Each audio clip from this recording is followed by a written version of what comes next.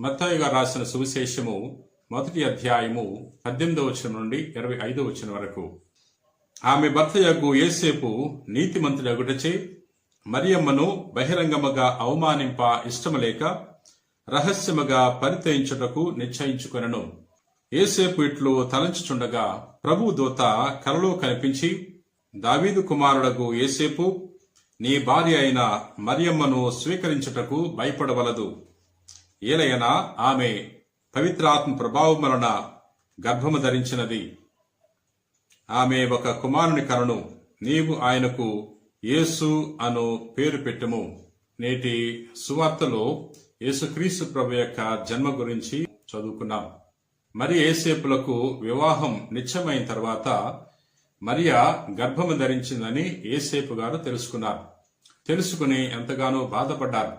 బాధపడి తాను ఎటువంటి ప్రతీకారం తీర్చుకోకుండా ఆమెను బహిరంగంగా పరిత్యజిస్తే ఆమెకు నష్టం వస్తుంది, ఆమెకు శ్రమకు లోనవుతుంది అని తలచి రహస్యంగా పరిత్యజించాలని ఆలోచిస్తున్నాడు. ప్రియా సహోదరి సహోదరులారా, ఆ రోజుల్లో యూద మత సాంప్రదాయం ప్రకారముగా గర్భం ధరించిన యువతిని రాళ్లతో కొట్టే సాంప్రదాయం అన్నది. ప్రియా సహోదరి సహోదరులారా, యేసేపు గారు ఎంతో గొప్పగా ఆలోచిస్తున్నాడు. ఆమెకు ఎటువంటి హాని జరగకూడదు, ఎటువంటి నష్టం జరగకూడదు అని తాను రహస్యముగా పరిత్యజించాలని ఆలోచిస్తున్న తరుణంలో దేవాది దేవుడు తన దూతను పంపిస్తున్నాడు. గాబ్రియల్ సన్మనస్కుడు వచ్చి తెలియజేస్తున్నాడు, దావీదు కుమారుడు యేసేపు, మరియను నీ భార్యగా స్వీకరించడానికి భయపడవద్దు. ఎందుకంటే ఆమె పవిత్రాత్మ వలన గర్భము ధరించింది అని తెలియజేసినప్పుడు యేసేపు గారు దేవుని యొక్క చిత్తానికి అంగీకరిస్తున్నాడు, దేవునికి తల ఉంచుతున్నాడు. ప్రియా సహోదరి సహోదర, దేవునికి విధేయత చూపిస్తున్నాడు. ఎందుకంటే యేసేపు గారు నీతిమంతుడు కాబట్టి. నీతిమంతులు ఎప్పుడు కూడా ఇతరులకు హాని జరగకుండా ఉండాలని కోరుకుంటూ ఉంటారు. తమకు నష్టం జరిగినా ఇతరులు నష్టపోకూడదు, తనకు అపకారం చేసిన వారికి ఉపకారం చేయటానికి ప్రయత్నం చేస్తూ ఉంటారు. ప్రియా సహోదరి సహోదరులారా, అందుకనే ప్రభు చెప్తున్నాడు, నీతి నిమిత్తము ఆకలి దప్పులు గలవారు ధన్యులు అని తెలియజేస్తున్నాడు. దైవరాజ్యం వారిది అని మనము తెలుసుకుంటున్నాం. ప్రియా సహోదరి సహోదరులారా, దేవాది దేవుడు నీతి కలిగిన రాజును పంపించి ఉన్నాడు మనందరినీ కూడా రక్షించటానికి. యేసేపు గారు నీతిమంతుడు అని బైబిల్ గ్రంథం మనకు తెలియజేస్తుంది.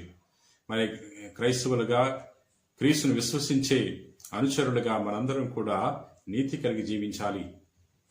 మరొకసారి ఆత్మ పరిశీలన చేసుకోవాలి. మనము నీతికి న్యాయానికి కట్టుబడి జీవిస్తున్నామా, లేక అవినీతితో అన్యాయముతో జీవిస్తున్నామా ఒకసారి పరిశీలించుకోవాలి. ప్రియా సహోదరి సహోదరులారా, సమాజంలో ఎంతో అవినీతి ఉంది, సమాజంలో అన్యాయం చూస్తున్నాం, అధర్మాన్ని చూస్తున్నాం.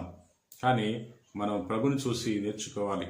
ప్రేమ కలిగిన ప్రభువా, దయగిన సర్వేశ్వర, దావీదు వంశములో నీతిగల రాజును పంపించినందులకు నీకు వేలాది వందనాలు అయ్యా. యేసేపు గారు నీతిమంతుడని బైబిల్ గ్రంథం ద్వారా మేము తెలుసుకుని ధ్యానం చేసుకుని ఉన్నాం. మేము కూడా మా జీవితంలో నీతిని పాటించే భాగ్యాన్ని దయచేయండి. నీతికి న్యాయానికి కట్టుబడి జీవించే విశ్వాసులుగా మమ్మలను తీర్చిదిద్దమని వేడుకుంటున్నాం. ఈ వాక్యాన్ని ఆలకించి ప్రార్థన చేయించిన ప్రతి వారిని కూడా నీకు సమర్పిస్తున్నాం. ప్రభా, ఎవరెవరైతే అనారోగ్యంతో బాధపడుతున్నారో అటువంటి వారందరినీ కూడా తాకి స్వస్థపరచమని మా నాథుడైన క్రీస్తు ద్వారా ఈ మనవి చేయించున్నాం తండ్రి. ఆమేన్.